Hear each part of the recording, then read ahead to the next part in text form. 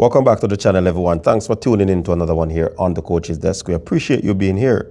Please remember to like, share, and subscribe to the channel. So we're going to talk about two athletes who actually pay homage to their coaches for the tremendous season that they had this season. And we're going to be talking about Ackeem Blake and Shiann Salmon. But let's talk about Ackeem first, because Ackeem had a very good season, a long season as well. He kicked it off with the indoor world championship, and he was able to win a bronze medal at that championship. And definitely it is a good thing for him. I mean, he was doing well, you know what I mean? He was beaten by the two Americans, Noah Lyles and Christian Coleman. And after that, Ackeem Blake was, having a topsy-turvy season where he was like false starting, he was slipping out of blocks and stuff like that. And a lot of fans were actually worried about his progress throughout the season. But he went on, he qualified for the team, for the individual spot. He went to the Olympic Games, didn't do so well because he didn't progress to the finals. I mean, that competition was stiff. It was you'd call it a tough one for the Jamaicans. Only one Jamaican making it to the final, and that was Cheyen, and he actually went on to capture a silver medal. But Ackeem, after the championship, he went. He still remained in Europe. He was doing his thing, working out still, going to these meets and getting wins. You know what I mean? And at the end of the Diamond League season, he was the Diamond League champion. The first time that he would have captured that title, taking a big field with a Fred Curley, the Olympic bronze medalist, you know what I mean, a Christian Coleman and others.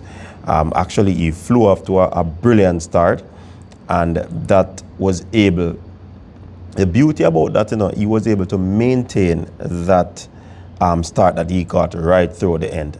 I mean, the conditions for sprinting wasn't the best at the final of the Diamond League. However, he was able to, put in a very good performance, and he actually lauded his coach for, the tremendous season that he would have had.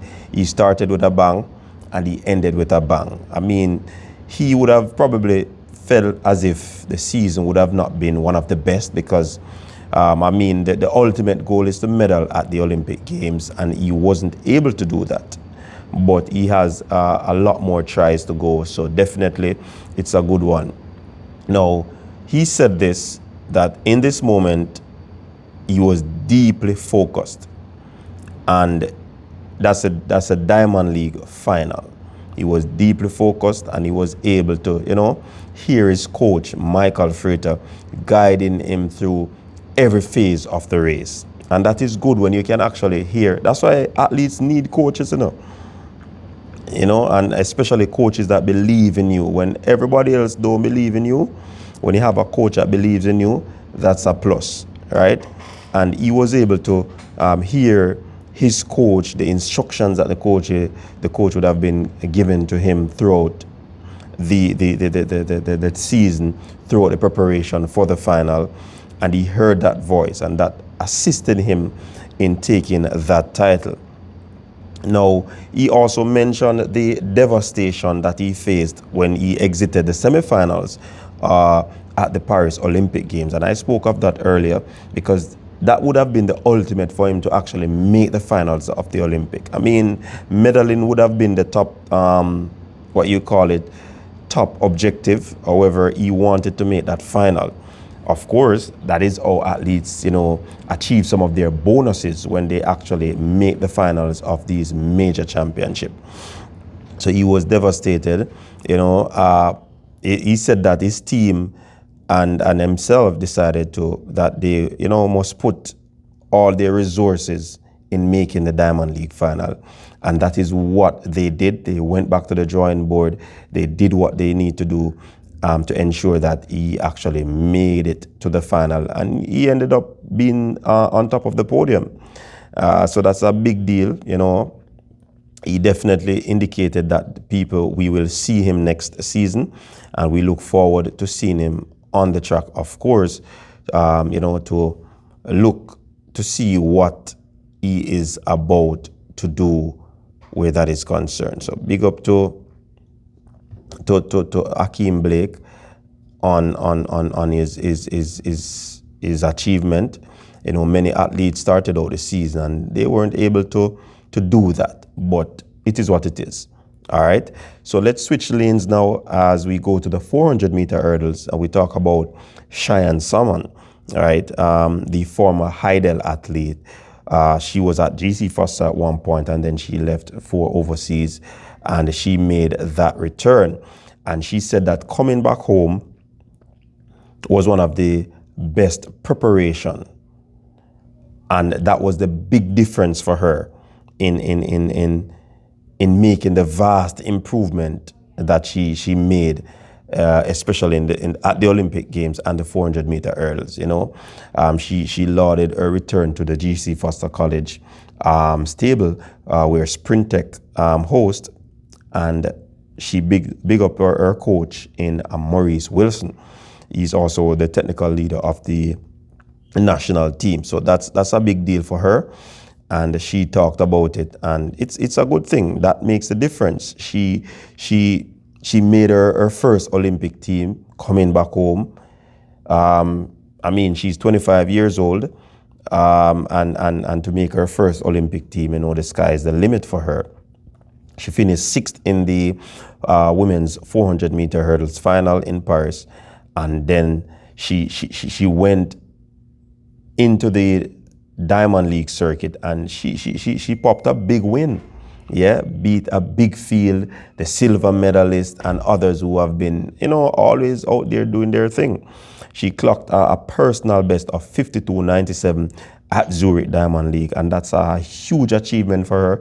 Not only making the Olympic final, but this big win for her that would have pushed her stocks up in terms of times, in terms of probably sponsorship. 52.97. She has entered uncharted waters, and that is very significant. She was elated by that performance, and which represent the most consistent season that she would have ever had.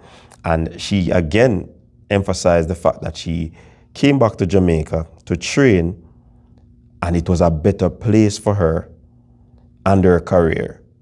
You know what I mean? And she felt at home at GC Foster, and it's a huge thing for her. She also lamented that training in the United States, where she was guided by a former 400-meter hurdler, Tanja Buford Bailey, the 1996 Atlanta Olympic Games bronze medalist, and 1995 Gothenburg World Championship silver medalist. She said I am pretty much not taking anything away from Coach Bailey, as she's an outstanding coach and the training was good, but she really felt like that coming back home to Jamaica to train in familiar territory at GC Foster College was a better move for her. You know what I mean? And she indicated that under the guidance of Maurice Wilson, making her first global final, producing personal best in her pet event, that is above the norm. You know what I mean? She said she's overjoyed right now, knowing that she made the global final. Failing to do so at two previous world championships. You know what I mean? So I know a lot of people talk about the Olympic, the Maurice Wilson led Sprint Tech, but results are there to prove now from Shiann. You know what I mean? So definitely she gave a lot of respect to the coaching staff at GC Foster College, led by Mr. Wilson. She said she think they did an excellent job with her preparation, as they basically know her true potential. See? And they were able to help her surpass that expectation. And that is good. So she lauded the coaches. That is a big deal. And she said she's confident that she and along with other Jamaicans will have better performance after disappointments at the Olympic going forward. So Paris is behind.